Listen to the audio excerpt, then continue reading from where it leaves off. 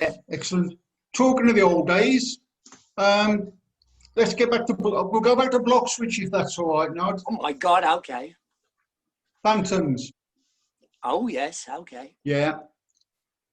I've been, for the last 20 odd years, I've been researching all your gigs, and the early Phantom stuff, a lot of it seemed to be very church orientated.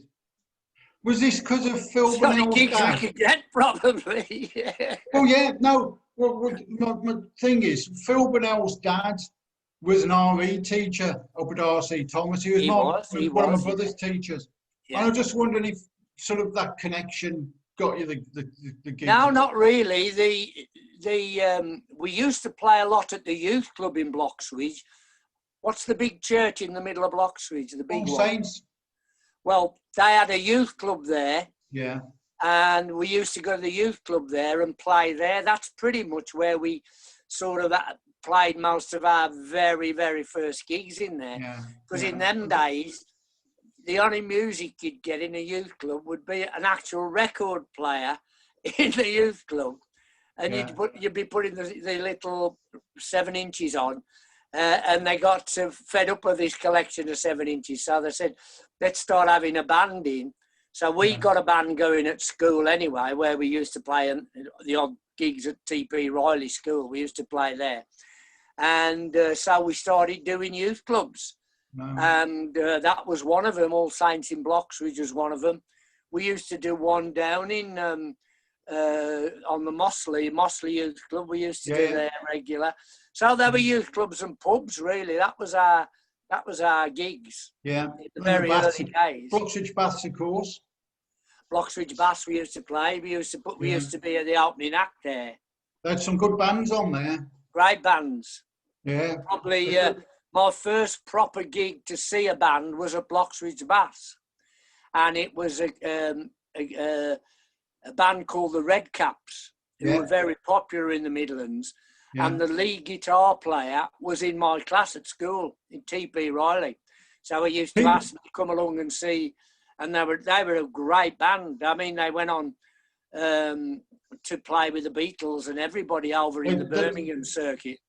Yeah, they released records and everything, didn't they? They released records, yeah. They had a couple. TP Riley was a bit. Yeah, TP Riley was a bit of a melting pot. There was you and the Phantoms, Eric Thacker and the Jaguars. Do you remember the Jaguars? Correct. Yeah. Well, funnily enough, out the blue, this was a funny one. Maybe I shouldn't tell this, but I'm gonna. Phil Burnell, he died last year. Yeah, that's right. And I went to the funeral. We had the funeral, and some of the old TP Riley lot turned up at the funeral. And Eric Thacker being one of them. And the first thing out of his mouth, he hadn't seen me since 1962, probably. Have a guess what the first thing out of his mouth was? We were always better than you. Near enough. He said, what was it like being in the second best band at TP Riley? I know Eric. I know Eric. And I know exactly what he'd say. I couldn't believe it after all them years, and that was all he got to say to me. Yeah, because you shared the bill a few times at the baths and things, and you made the Observer and all that sort of stuff. Yeah. You know, did you ever, the Phantoms ever do any sort of recordings? You know, Don and Dave did their little acetate. Yeah. Did you ever do anything like that? No, not as the Phantoms. Now we started out as a. We were a 5-piece originally. We had a singer as well as me originally. Yeah. Our original name was Johnny Blue and the Rocking Phantoms. That was our name. And the kid at school was Johnny Blue. And the last time, well, he's dead now. He's a kid who played Johnny Blue. His name was Johnny Cooper, his real name. Yeah. He died quite a long time ago. And the last time I saw them all together, obviously I've carried on seeing Phil Burnell till he died, and Mickey Orton I still see, who was the drummer. But the last time all of us were together was at my mum's funeral in 2002. What about Pete Bickley? Pete Bickley, never saw him for donkey's years. He apparently now he lives in Spain. Yeah, this is what's it. A few years ago, I got Phil, Terry, and Pete up at the Robert Peel, and we all went for a drink. Pete Bickley as well. Yeah, amazing. Oh, was he living here still then? He was still living. I think he was living down Broad Lane. I left because they just basically started crying. They, you know, the drink. They'd all had a few pints, and in the end, there's no conversation. It was just, oh, Phil, oh, Peter, oh, really? Oh, Terry. Brilliant. Well, Phil Burnell, he had an incredible memory for the Phantom days. Mickey Orton does too. Yeah. I wish Mickey had been up in his attic before I wrote my first autobiography. Because Mickey went up to his attic and he found some old Phantom stuff and he gave it me. And one of them, I was always a bloody control freak and used to rule the roost of how a band should behave. I'd never let a band be seen before they went on stage. So you had the mystique of getting on stage, even with the Phantoms. And Mickey found from school, my rules, my like 10 rules of what the band could and couldn't do. Brilliant. And it was, you know, you can't be seen before you go on stage and all that. Where the gear had got to be set up on stage and everything. And he found this rule thing. It was very funny reading it. I thought nothing's changed. I was as bad with Slade. Mick was they were all a big help with the gig things. All of them were great. I even spoke to Steve Brett. Well, Terry's dead as well now. Yeah, when he was up in Blackpool, he had some fantastic tales to tell. Go on, tell me a couple. Well, no, this is the way it was. It was sort of. There's a story that at one point John Bonham was a Maverick at one point. Okay. So highly likely, yeah. Well, as I said to him, I said, you had John Bonham, Noddy Holder, you know, in your group. He said, oh, I said it might have done, they'd just be backing band. Yeah, that's Bretty, yeah. He would, yeah. Yeah, so he had great players go through his band, some great musicians. Dave Holland, wasn't he? Dave Holland was in his band, yeah. Brilliant. Right, another one. The thing was with Bretty, just a quick one. Bretty was great. I didn't appreciate working with Bretty at the time. I didn't appreciate the sort of because we'd be doing R&B stuff and black soul stuff as we were the Memphis Cutouts before we joined him. So I'd do half the show doing that stuff. Then he'd come on and we'd be doing Elvis, Jim Reeves, Roy Orbison, and stuff I didn't realise, but country stuff like George Jones stuff and that. And I didn't really appreciate then at that time the musical heritage Bretty had at that time. Yeah. So we used to be able to play all sorts of venues. Brilliant. How did you become where did the Memphis Cutouts come from, the name? I mean, we just come out the blue because we were we changed our style from doing pop stuff to R&B stuff, really. Yeah. So it was all born out of Memphis, so that's how the name came about. You know, as sunny as Bloxwich was, I've never worked out the Memphis Cutout things at all. No, it was just the style of music we were doing. Yeah. And we were sort of Don's probably told you, but we were sort of the rivals to the In-Betweens at that time. Yeah. We were doing the same venues and that. Yeah. Don used to come and see us all the time. I've got a site with all the gigs I've ever found from 62 up until the end sort of thing. And 65, when the Mavericks and the In-Betweens were running together, it's day after day. You just miss, just missing each other. But there was only so many venues you could do in the Midlands, especially in the country. Yeah. So we were doing crisscrossing all the time on various things. But we were a lot more travel than the In-Betweens because we were working in Scotland and Germany and places like that, and down south way before the In-Betweens. that became the In-Between spread the wings. How did you get the Mavericks gig? Were you auditioned, or did Steve just say? He saw us playing. Somebody had told him to come and see us. And because he was quite a big name in the Midlands. He had his own TV series for teenagers only. Which he had the Beatles on. He had Jerry and the Pacemakers. He had all the Liverpool bands on. And somebody told him about us because his Mavericks, as was, with Dave Holland actually, were leaving him. Yeah. And probably over money, which was one of the reasons I left him in the end. And he come and saw us play at a pub in Wolverhampton. And we used to have a residency at a place called the Ashmore in Wolverhampton. The Ashmore, and he asked us to join him. He said, "Me Mavericks are leaving. Will you fancy playing?" Well, we thought we were not earning any money hardly at that time. We were a pro band, and we knew our money would go up if we started working with him.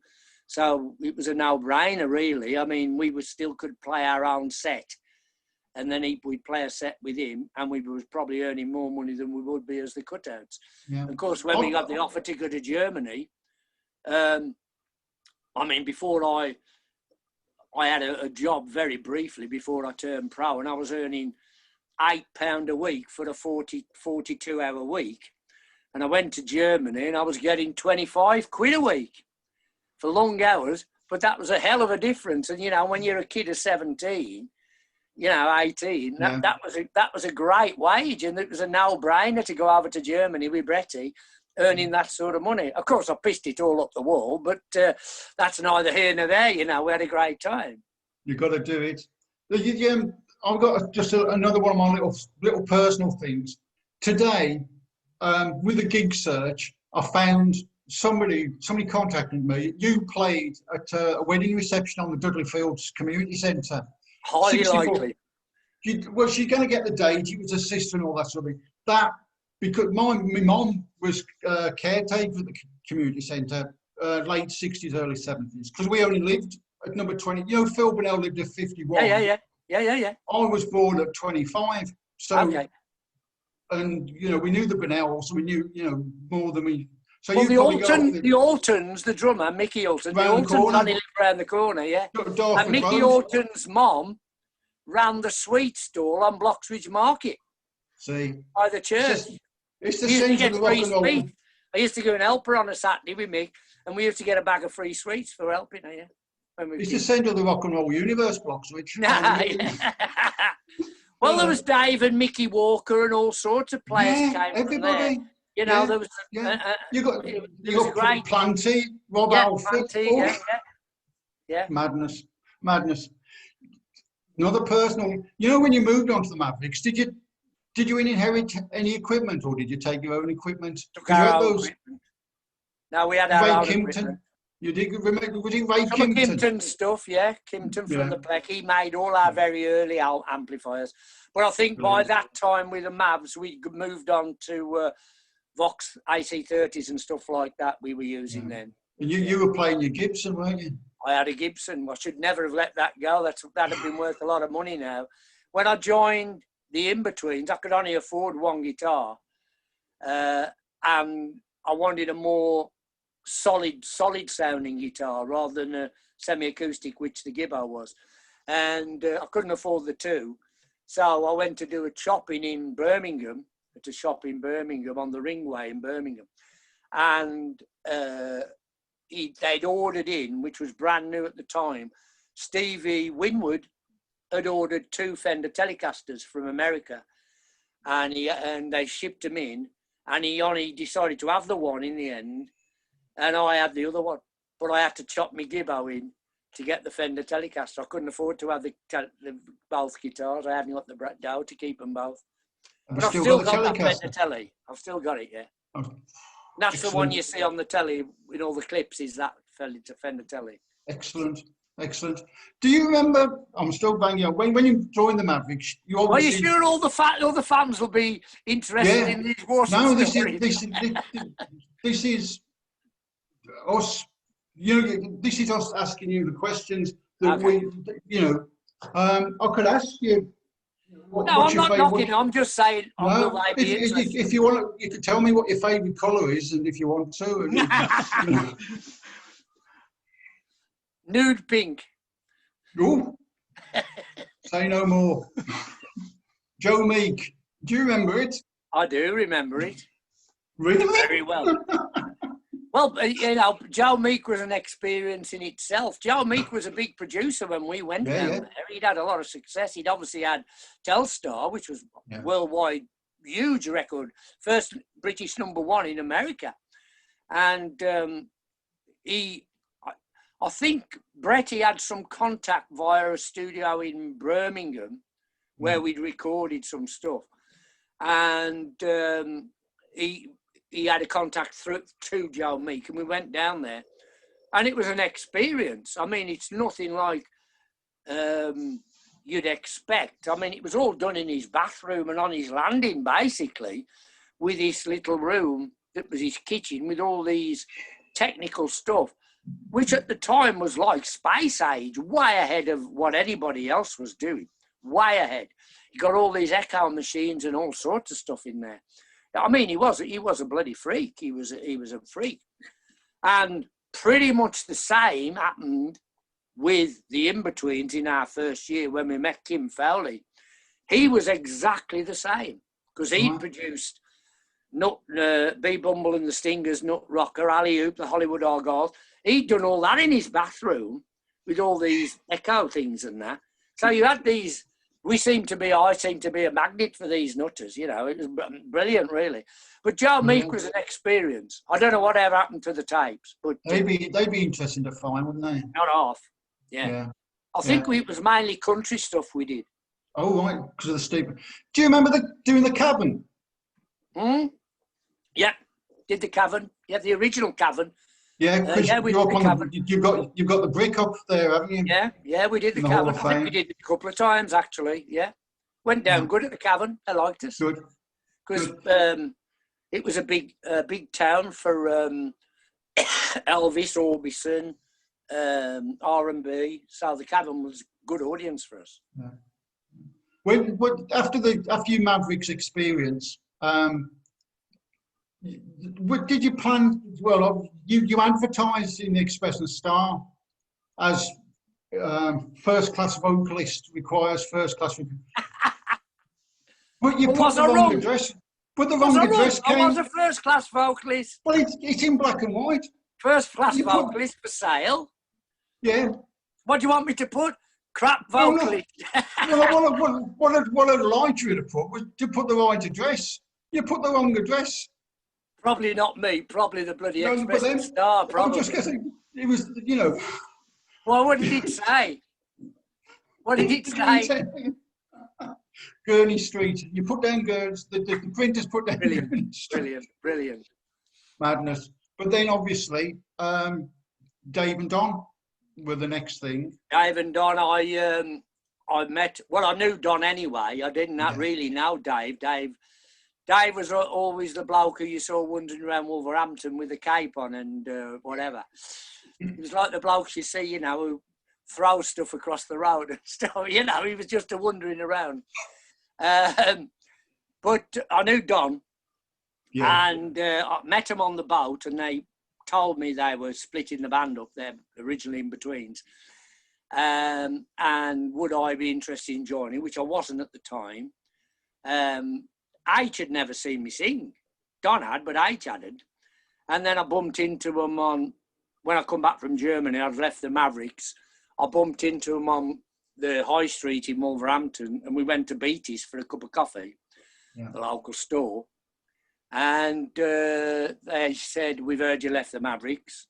Are you interested in joining the new band?" And H laid out what he wanted to do, and I think they'd already auditioned a Jim by this point. They'd got Jim by this point. I think they'd done a couple of gigs with him by this point, with the original singer and the lineup they had. And I said, yeah, because, you know, I was at a loose end anyway. And we chitter-chatted away, the sort of idea of what the band was going to be. As I said to you earlier, three lead guitars. Me and Dave wanted to do like a colourful image thing, because the In-Betweens basically had been a blues band. They'd just done blues, which Dave and Don wanted to break out of doing that, wanted to spread the wings and do different sorts of music, which we did end up doing. So I said, yeah, and they said, well, we better take you round to Jim's to meet Jim. He's just joined, sort of thing. And I think Jim was a bit shocked when I first walked in, because I'd just come back from a long stint in Germany. And it was all sex and drugs and rock and roll. And I don't think Jim quite got his head around the sort of lifestyle I'd been leading in Germany for the last few months. And but we had a rehearsal at the Three Men in a Boat in Warsaw, over the road from my mum and dad's, just to see whether we thought it would work, because the rest of the in-betweens didn't know yet that Dave and Don were going to be sort of thinking of forming a new lot. And pretty much from the first song, it seemed to click, sounded good. We all seemed to mesh in good. And it was different. It was different to all the bands that were around at that time around the Midlands. And we thought this could work. And that's how it kicked off, really. The boats, just as an aside, the place where the boat was, the housing association, they're knocking that down. Somebody told me this week. Somebody left a message for me saying they're going to knock it down. Yeah, which is a shame. That was a great music venue. We used to play as the Phantoms and the Memphis Cutouts. We used to play Sunday lunchtime sessions there, and then play the Sunday night as well. So they had all sorts of people there. I mean, they had 9 bands there as well. A lot of the Scouse bands came. Doing the gig research, I've been going to the Express Star archives and their entertainments page. Every night, the boat was there with somebody every night, and fantastic. Yeah. And a lot of residencies. We were a residency there. Yeah. We were a residency at the Ashmore in Wolverhampton. We had a residency at the Aldridge Community Centre. We had a residency at the George Hotel in Warsaw. Yeah. These are the very early days. But the boat, I mean, you could go in the boat any night of the week and see a good band. And one of the bands I used to go and watch regularly, because only, as I say, over the road from my mum and dad's, was the Tommy Burton Band. This was before he became a jazz player.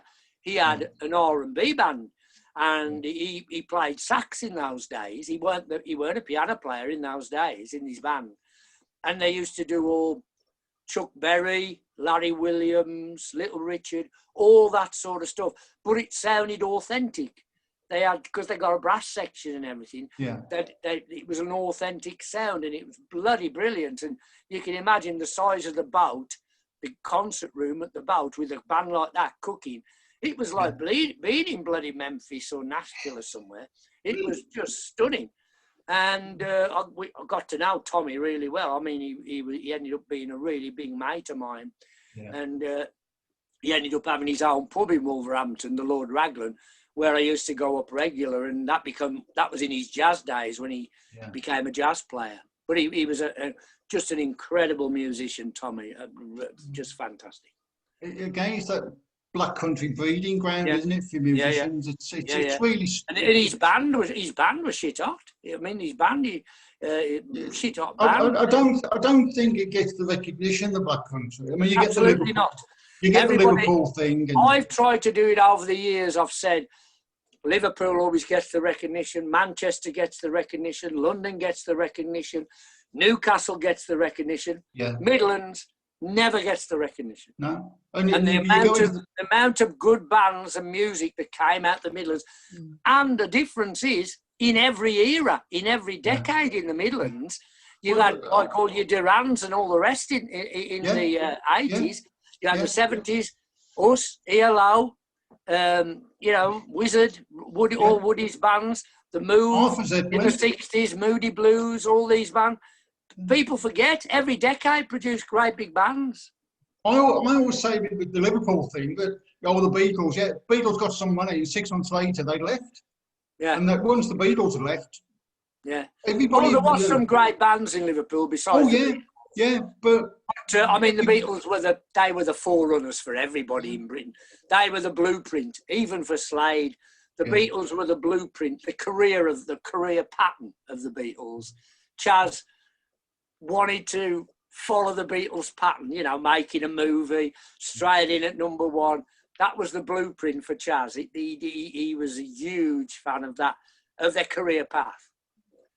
Now, we'll do a campaign. We'll do a Black Country Best Musician campaign. I do promote it all around the world. I still promote the Midlands music scene all around the world, wherever I go. Ian will do a website. He's the website. But there was some of the bands, just incredible stuff. Yeah. Do you remember Cream at Willenhall Baths with and Robert Plant had listened? I do. Yeah. Do you remember Robert Plant asking Ginger Baker, to move his drum kit? Yeah. Ginger Baker had got his drum kit set up in the dressing room, which was tiny dressing room. And we were all in there, us, his band, Listen, Cream, and Ginger Baker was dancing on his drum kit. He got 2 double bass drum kit, and he was dancing on them. And Planty did ask him to move it, yeah. Yeah, I think Ginger Baker... I used to drive Planty's band around when I wasn't gigging, because they never had a van. And his bass player went to school with me, and his guitar player, Johnny Crutchley, I still see now. I still see him, Johnny. Small world again. So we all used to crisscross paths and whatever. I always think that Planty used to come and see us up at the Queen Mary Ballroom in Dudley Zoo all the time. We used to do that every month. Planty always used to come up there to see us. I always think that dressing room must have been fantastic. You know, just the talent that was in there, the Cream, you, Plant. Well, I saw the Rolling Stones there. I saw the Hollies there. I saw all sorts of acts. John Mayall used to play there. All sorts of great acts. Brilliant circuit. Yeah. I remember John Mayall. There's a cracking story. We were on with John Mayall once there. And you'll get this because you know Black Country humour. John Mayall's lot were in the dressing room, and he had a guy playing with him at the time. I think his name was Henry Lowther, who used to play the trumpet with John Mayall. It was all blues stuff, but he used to play the trumpet like New Orleans jazz trumpet with John Mayall. And one of the bouncers, the Black Country bouncers from Willenhall Baths, come in. And he's doing his scales to warm up. Henry Lowther was in the dressing room. And this guy, the bouncer from Willenhall, come in. He went, "Hey, yo, give us a go on your bugle." It's typical Black Country. And we were like falling about. It's got to be. It's Black Country again. Well, that's what kept us. That's what, in a way, what kept us down on the ground. Because whenever we come back and went to the trumpet or anywhere, if you started getting Iron Mighty, it was you know. Yeah. You we'll carry on with the thing then. Kim Fowley, you mentioned him before. Was you better run just a one-off? I mean, was that just a one-off or? We did it on stage. He saw us do it on stage. Nobody was doing it. We used to do a lot of American stuff like that on stage. We'd find the records from the discery in Birmingham, and we'd cover them. And he saw us do it, and it was #1 in America at the time, and the Young Rascals version, and he loved it, and he took us into it. It's funny that Listen bought out at the same time, didn't they? You know, I'm pretty sure Planty saw us do it at the Queen Mary, because he got into. We were doing. At that time, we were doing all sorts of stuff that Planty liked, the sort of West Coasty type material. We used to do some love songs, all that ilkum the hippie type stuff we'd be doing at the time, as well as the R&B stuff. And Planty used to love all that sort of stuff. Did you have an actual deal, a recording deal? Because in January '67, you did a fan club. You wrote a fan club letter to Carol Williams.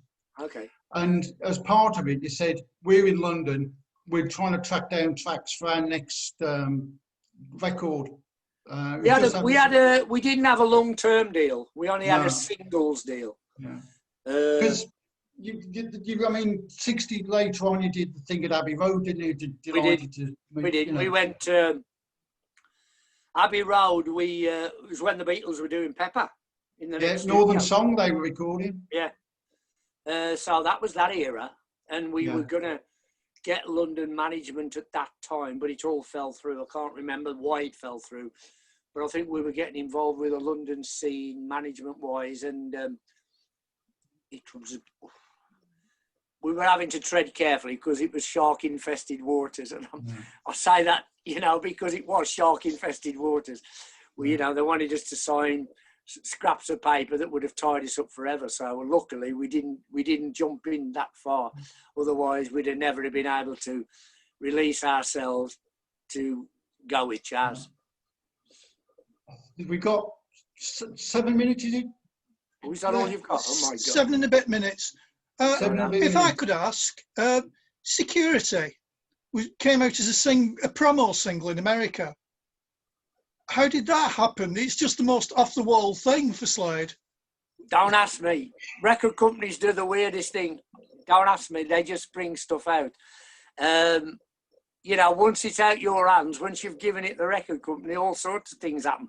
Not only, any sort of song. If they think it's going to happen, it's going to happen, and you have to rely on it. I mean, Kim Fowley, actually, he wanted to take us, Them,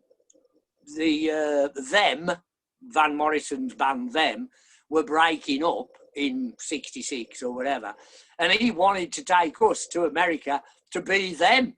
He wanted us to be Them, and because they had Gloria as a big hit, then they pretty much split up. But Kim said, "Come on, we're not going to America. Pretend to be Them." He said, "Yeah, it happens all the time." Well, it's like the fake Fleetwood Mac story, isn't it? Exactly, same thing. Same thing, exactly. Yeah. It's mad. Yeah. We can ask me one of the. Tell me one of the ones the fans are really up in arms. You want a fan one? Okay, then. What are they up in arms about? Well, there's nobody up in arms. I know one I'll answer that you probably don't want me to answer. What about Okie Cokie?